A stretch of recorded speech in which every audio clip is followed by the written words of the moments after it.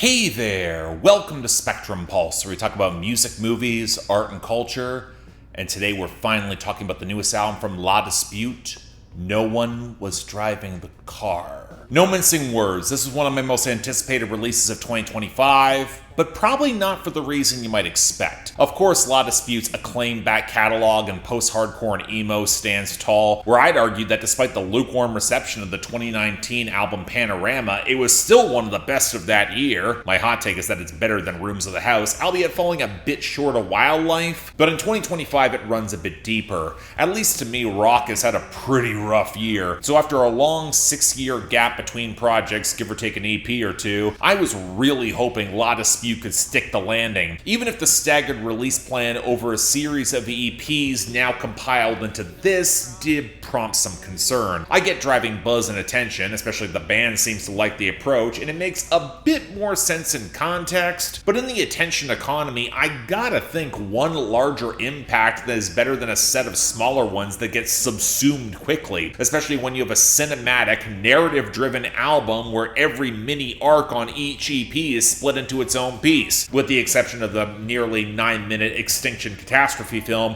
which got a solo single release, unlike the other 8-minute song on the album Top Seller's Banquet, we'll get to that one, and the last 2 tracks which are new just for this album. Anyway, let's just jump into it all now. The album is excellent. It's on the cusp of being one of the best of 2025, but if I'm looking at what could be simultaneously No One Was Driving the Car's greatest strength and greatest weakness, it links back to that segmented structure. And when I say mini arcs, I don't just mean one character or even a set of characters driving a more focused narrative. There's some overlap, but it's kind of ambiguous at best, flashbacks, hazy memories, and it's better described as an ever-expanding circle of perspective and scope. The first mini arc concerns one man's personal vices, a breakdown, with many lingering glances at the 2017 film First Reformed, which according to interviews inspired a lot of the themes of this album, interweaving religious fervor, what can feel like the cult of late capitalism, the intersection between the two, and environmental collapse in their wake, with imagery pulled from the band's Grand Rapids hometown upbringing, the company of Amway and their presence in Michigan, and multi-level marketing, and the denomination of the biggest Calvinist church in the region, specifically the belief in predestination. And thus, with each arc, the scope of the story expands to families, friends, businesses, and the Michigan town itself before the album's more global, apocalyptic frame snaps into view by the very end. We'll come back to that term apocalypse a little later as well, but one thing you'll also notice is that La Dispute's fusion of post-hardcore emo and spoken word also expands, changes with each arc, which has proven a little divisive. If you like one EP's palette over another,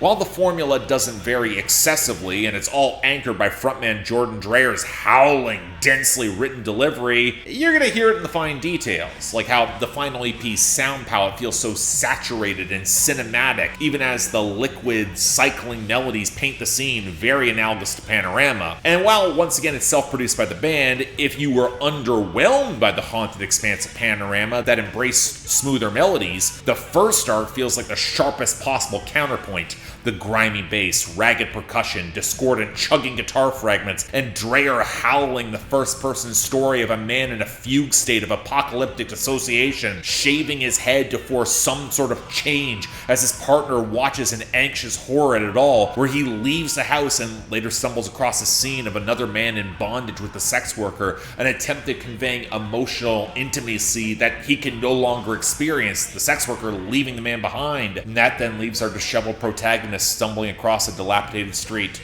on the path to try and reconnect with his own estranged partner working at a hospital, amidst a transformational reference to Paul's conversion on the road to Damascus, seeing miracles. And a side note, I really do wish I had liked Autofiction Detail more. The grunge-inspired lead riff was kind of cool, but the drawling singing is not arranged that flatters Dreyer, especially with the elongated mantra to end off the song. If there's a part of the album that feels most disconnected from the larger whole, I think it's there. But from there, the story spills outward. backwards. In the liquid haunted patter that cascades like a tremolo waterfall into environmental catastrophe film, it jumps across time and memory, from the young protagonist catching an animal in the polluted river as a child, to shame at his own sexual desires, finding a stash of hidden porn magazines, to a friend's suicide, similarly marked for trouble by their church. And as much as he would love to freeze time with those he cares about, his hands drifting towards woodwork, craftsmanship, building something, you can't freeze time.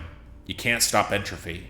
You can only go forward. The next suite of songs, they flesh out those stories. Family squabbles over the years, on the sour twang of the fields that erupts into this pummeling breakdown, a pair of brothers finding deer carcasses on a hunting trip in the woods, the loss of innocence therein beholding them, possibly linked to that polluted river and environmental decay. Then the suicide of a friend on the encroaching grind of Steve. My God, the bass tone of this album is filthy. It rules! But on a truly heartbreaking, intimate scene of depression on the brittle acoustic ballad Self-Portrait Backwards, I was reminded more than a little of the arc of Panorama, trying to be there for someone tortured by the hell in their own mind, except this time you're in that mind. And most directly, we got the rapacious blur of capitalistic hierarchy as religious cult through the grinding, bassy, nightmarish role of Landlord Calls the Sheriff in, and Top Seller's Banquet, where something damn near close to the rapture takes place in the latter as the ragged riff sparks off the liquid jingle of the guitar and the percussion before the bells crash in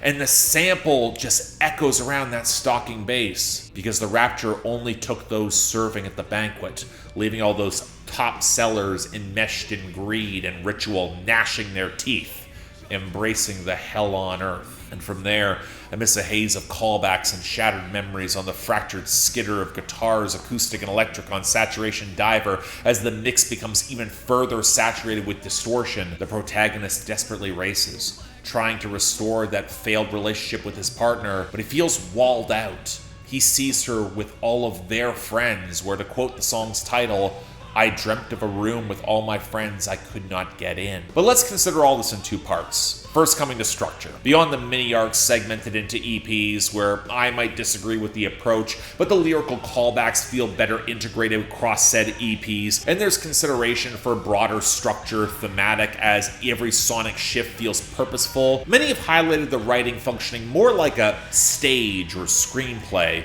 complete with camera directions twisting around every scene, snapping backwards and forwards in time. Initially, I was a little unsure whether or not I liked this narrative device. Feels a little clunky, exposing a certain seamed artificiality that the EP mini structure forced. Might also further crack the immersion emotionally compared to being pulled into a more immersive story. But the scene that leapt to my mind was from Richard Linklater's 2001 film Waking Light, where, considering a moment significant, captured in time on film or in music, it's called Holy. We choose to write about it. We point the camera at it, construct narrative around it, the atomized performance in reality. And that matters because considering the passage of time is quintessential on this album. The initial arc might seem fairly linear in the sequence of events, but by environmental catastrophe film, we get time jumps, a blurry montage where the narrator desperately craves to stop time, but there's only one direction the water flows towards the darkness up ahead, what we don't know as we keep getting older. And the entire next arc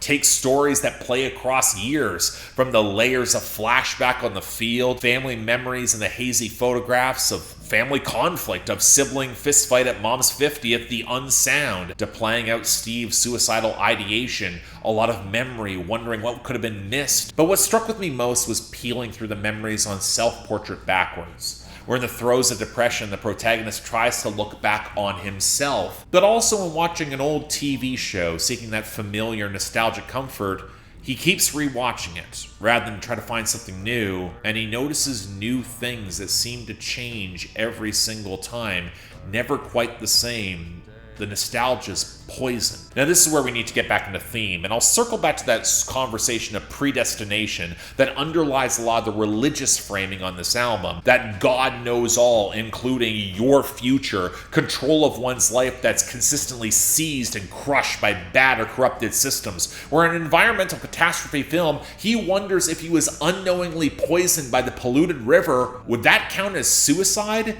Prevent him from getting into heaven if he dies later? Can he even know that answer? When you pair that existential angst, the loss of a friend, depression, the hellscape of late capitalism which leads to economic precarity that you're just supposed to accept, alongside the ecological damage to your home, that's easily enough to cause the protagonist to break. And that's before we include the goddamn rapture. And I mean, think about what that would do. If you've devoted yourself to a hierarchy, a system that gives you support, structure, maybe even prosperity at the expense of others, and the apocalypse comes, where once again, I'll mention the ancient Greek meaning of the word apocalypse, revelation, likely of great, let's call it truth, and all of its exposed is hollow, self-destructive, all you placed your life in. It forces that stark recontextualization of every single holy moment, no beam of light to take you home. A horrific predestination seemingly proven true with this spectral, divine presence that he doesn't understand. And that can all feel punishingly bleak, layers of disempowerment piling in as every moment attempting to take control is stripped away, either by your environment or what you chose to give up.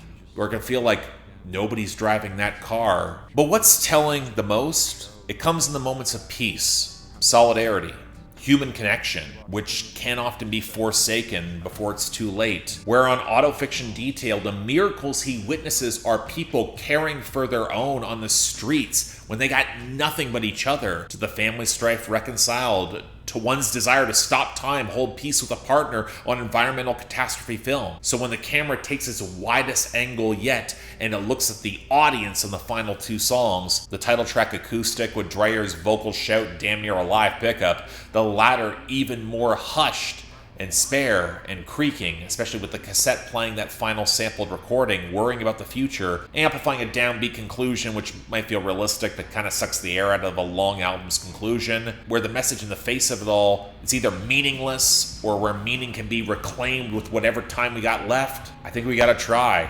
Let whatever flowers bloom before we're through.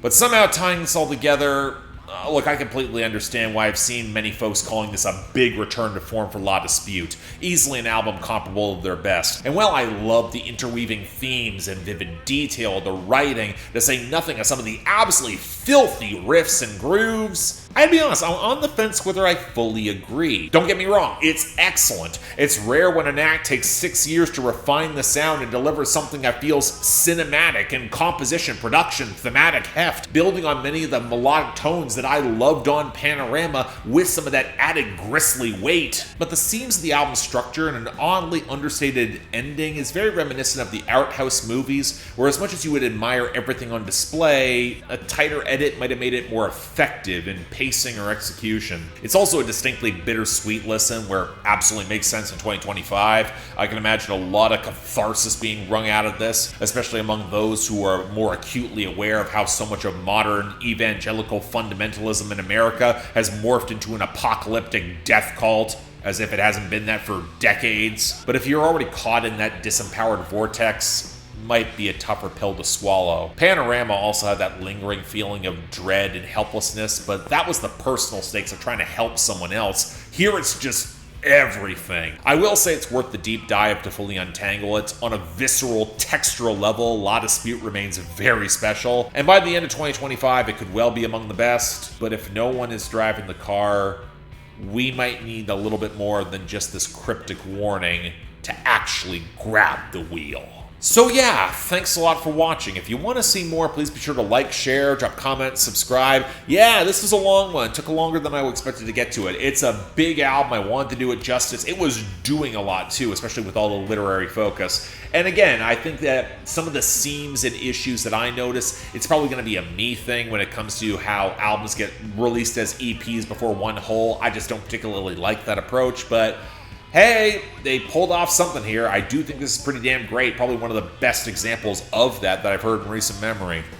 But beyond that, anything else I might be able to do to improve my presentation, I'm all ears. Hope you all leave your own thoughts down there below. And if you all want to get involved in helping get albums on my schedule, supporting the channel, yelling at me on my Discord, YouTube memberships and Patreon are right over there. Once again, don't feel obligated. Tough times, I understand, but the option's available. Till then, I'm Mark, you're watching Spectrum Pulse, and I'll see you next time.